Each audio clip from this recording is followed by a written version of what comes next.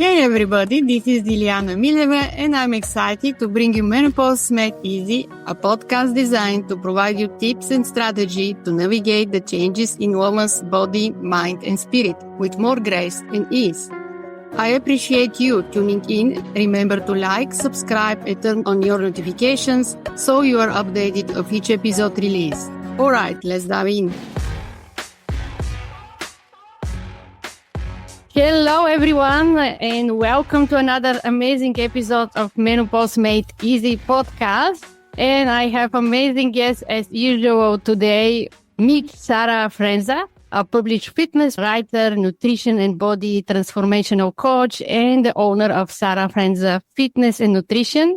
After overcoming her own struggles with chronic dieting and post-pregnancy weight gain, Sara discovered a sustainable approach to lose weight and transform her body composition. Now she's helped women achieve their dream body through her one-on-one coaching program, focusing on exclusive restore, lean out, and sustain body transformation protocol. And she has also a Facebook group where she gives a lot of resources and free tools to help you to lose the weight. So yes. Welcome, Sara. I'm so glad to have you in the show. Thank you for having me. Let me start with how you come to this idea to help women. What is your actually struggles and how you find out what you can do to transform your body? Yeah, okay. This comes off from personal experience and what I went through. So basically, I had my girls later on in my life.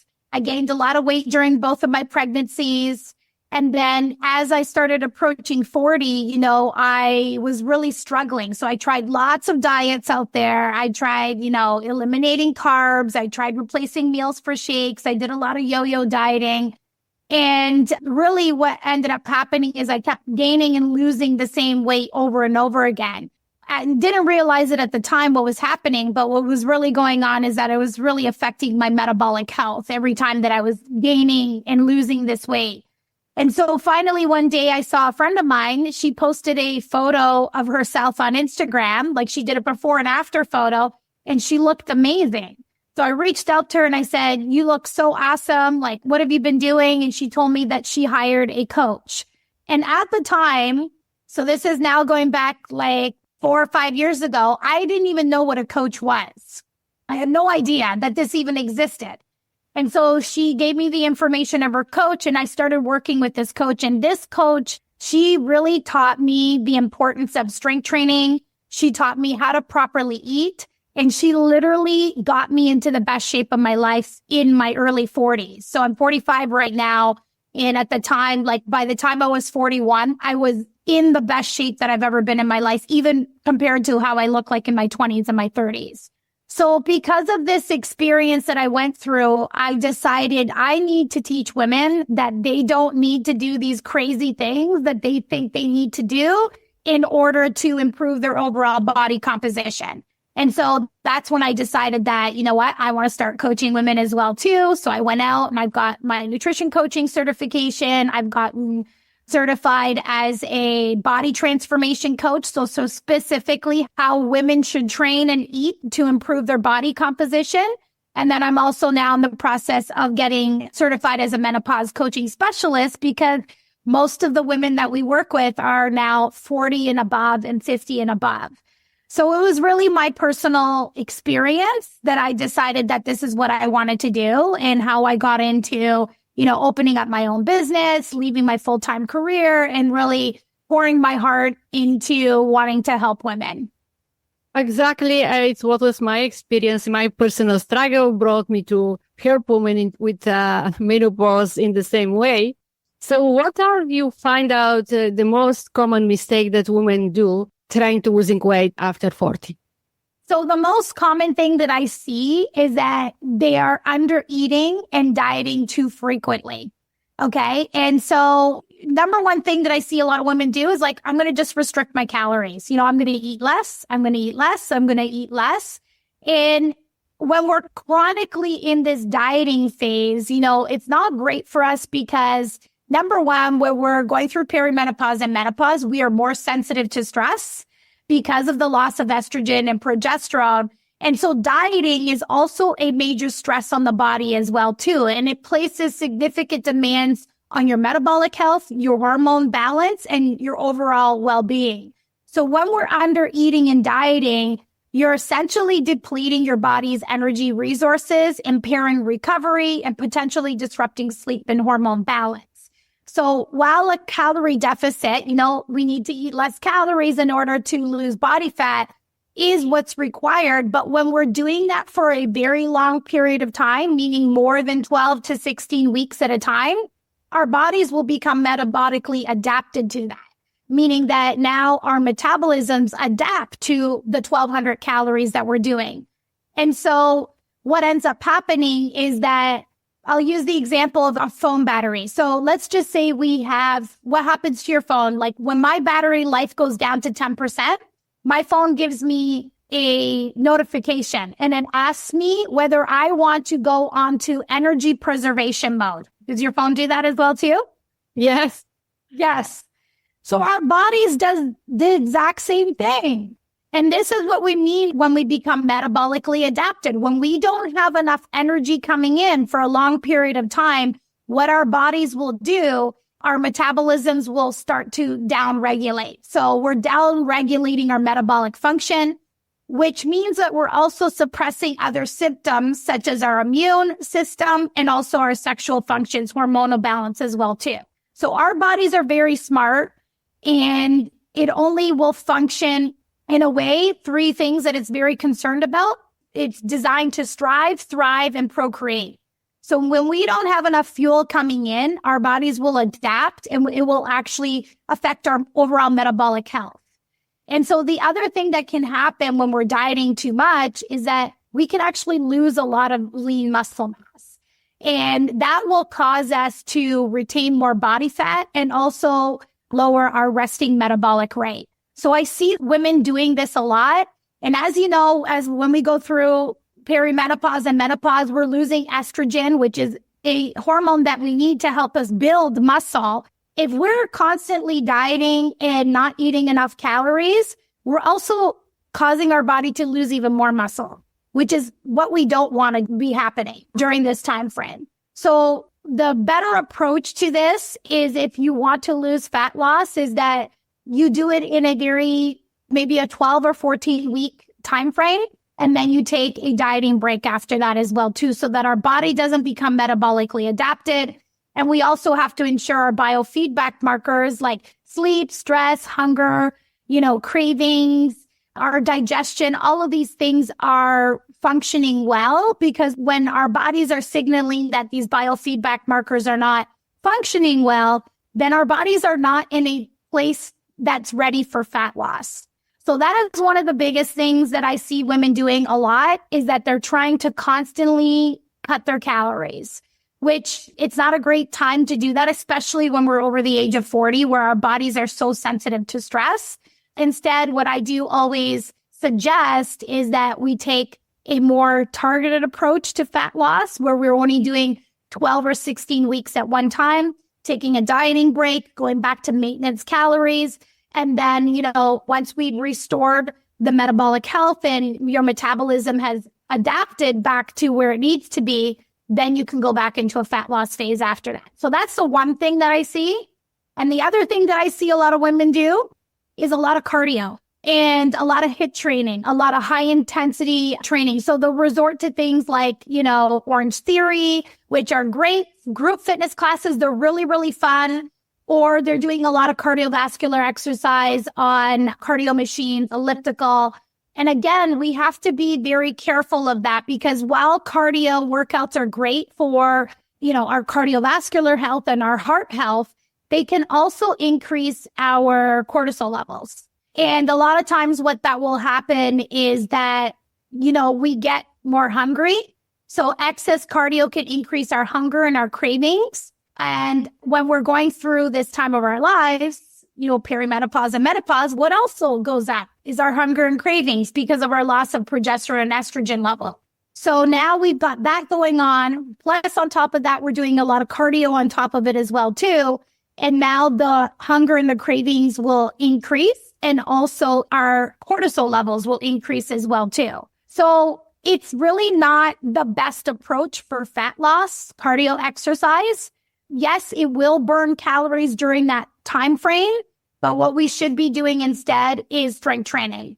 And strength training helps us improve our overall metabolic health. It helps us build muscle, whereas cardiovascular exercise is not designed for us to build muscle. I would say those are the two top common mistakes that I see a lot of women doing over the age of 40 that want to lose weight or improve their overall body composition. So you need to focus on the stress management, and you need to maintain the cortisol in a normal level. In the same time, you need to give a break between the 10-12 week. What exactly they do for the nutrition in this active 10-12 week? Again, in the diet, or what they doing exactly? Yeah. So what I'm suggesting is that if you need to lose body fat, that you do this maximum, you could do 10 to 16 weeks maximum of being in a calorie deficit, which means that you are eating less calories than what your body requires. So that when you're in that calorie deficit, so it could be anywhere between 300 to 500 calories. And we only do that at a time because the body is so sensitive to stress. We will also start noticing that biofeedback markers will decline. So when clients are doing a fat loss phase, when we're in a calorie deficit, we'll know that it's time to stop that calorie deficit or that dieting phase when we start to notice biofeedback markers decreasing. So for example, maybe they're not sleeping well anymore. Maybe they start getting moody. Maybe they're losing strength in their workouts. Maybe their exercise performance is not as good, or their exercise recovery. We start seeing energy levels decline. This is when we know we need to take a break. So what does that break look like? That means we are slowly increasing the calories back up to maintenance calories, meaning now you're eating the right amount of calories that your body needs to sustain that weight. And then we're also, the whole time that, we work with clients, we're always focusing on stress management, like reducing as much stress as possible. What is exactly right amount of calorie? That will depend per person.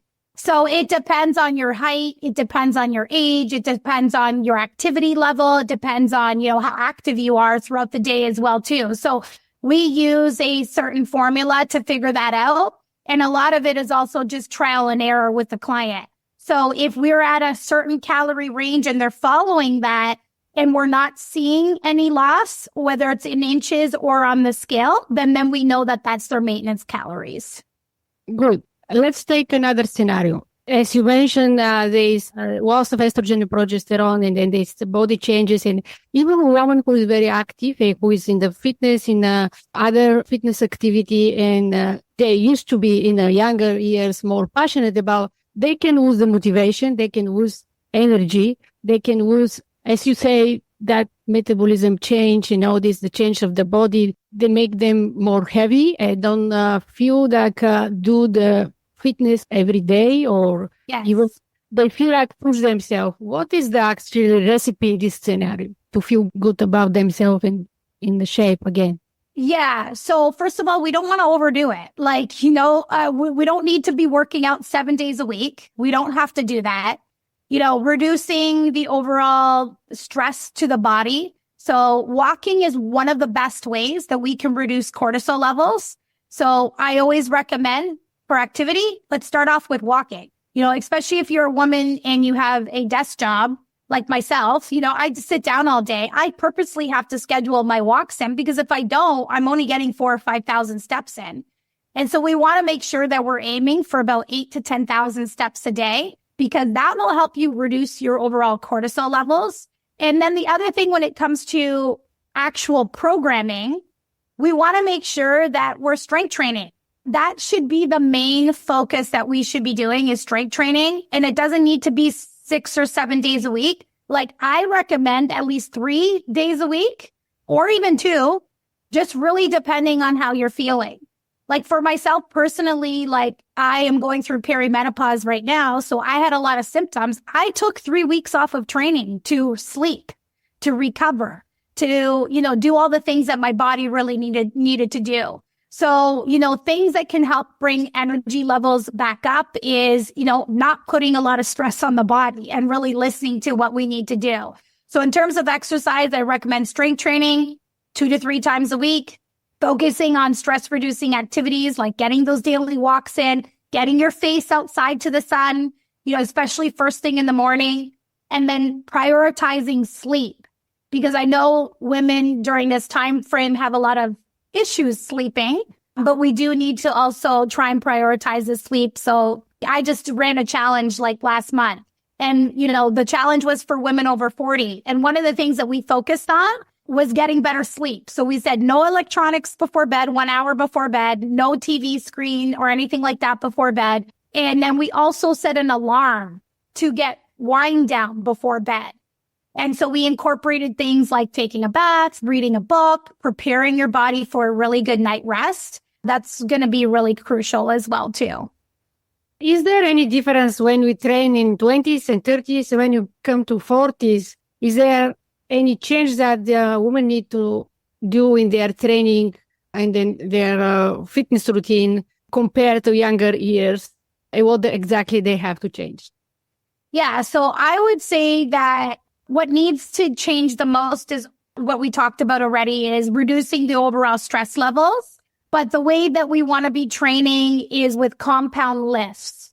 So what compound lifts are these are multi-joint, multi-muscle exercises. So typically these are classified under squats, deadlifts, presses. So these are like bench presses or shoulder presses, pull-ups or chin-ups, and rows, lunges, and then also the hip thrusts. Okay. So the majority of the exercises that we should be focusing on is compound lifts. And we also want to be doing progressive overload training. So we really want to avoid these high intensity exercise routines like group fitness classes or a lot of running. And we want to be focusing on building muscle. Okay. And the reason why we want to be building muscle is because this will help us improve our overall body composition. So the more muscle we have on our body, the more calories our bodies will burn at rest. Also, muscle, it helps us improve our body composition, meaning that we have more muscle on our body and less body fat, okay? And as we age, these compound lifts, they help us with functional movement. So for example, squats, this would be sitting down and standing up from a chair. Deadlifts, this is lifting heavy objects off the ground. Bench presses, this is like pushing a door open. Pull-ups and chin-ups is pulling actions like pulling yourself up over a ledge, opening heavy doors.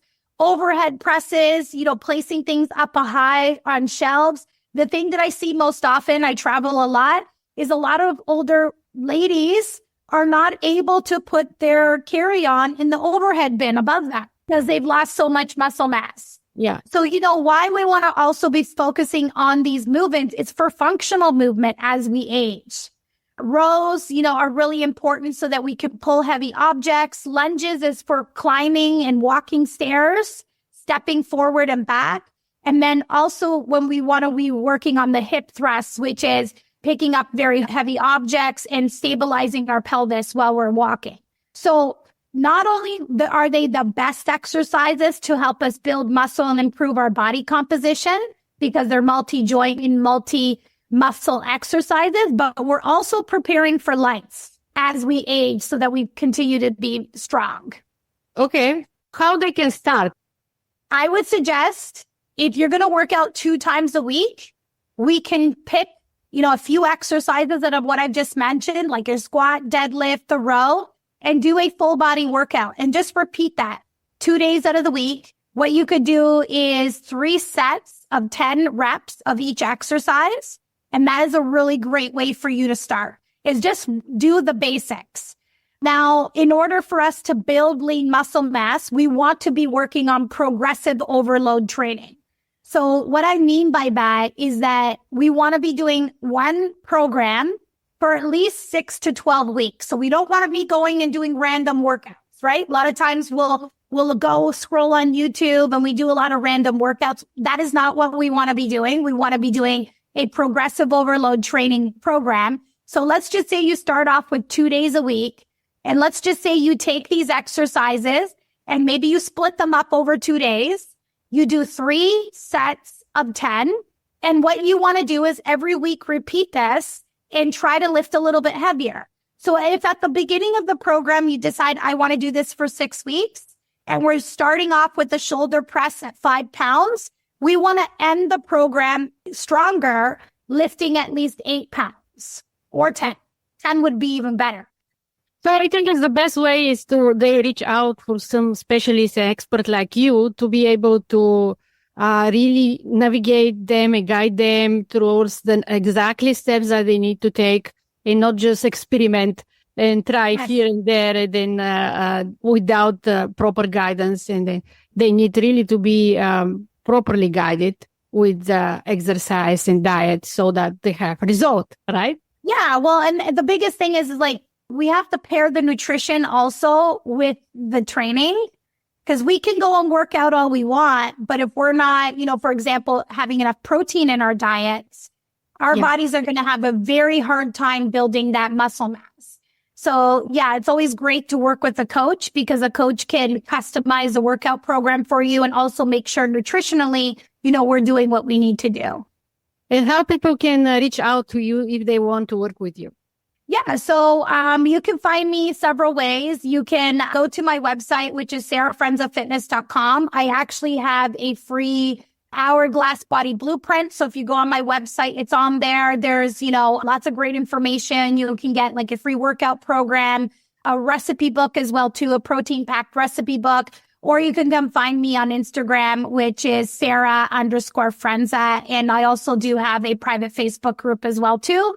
So if you visit my website, all of my links to where you can find me is on there. So to wrap up today's conversation is, I have to say, make them focus more on the stress management. Yes. Balance, and then to find the proper way to not overdo what I remember that you say, not overdoing, and then not really focus on cutting calorie, but really in the long-term game, you need to take a break also, right? Absolutely. Yeah. Not constantly being in a dieting phase all the time, properly nourishing our bodies, getting some strength training in, and making sure that we're eating enough to fuel our bodies so that we can build lean muscle mass. Great. Thank you so much for this valuable information and to be my guest in Menopause Made Easy, to lighten up about how they can lose the weight in belly fat. That's all women want to do. Yes. And I hope that some of them, they're going to reach out and get more information from your Facebook and from your social media. They will have in the notes your social media links and everything. If you want more support and how to relax more and stress manage, visit menopausesupportacademy.com. Awesome. Thank you. Thank you for tuning into Menopause Made Easy. You can check out more episodes on Apple, Spotify, iHeartRadio, and your favorite podcast apps.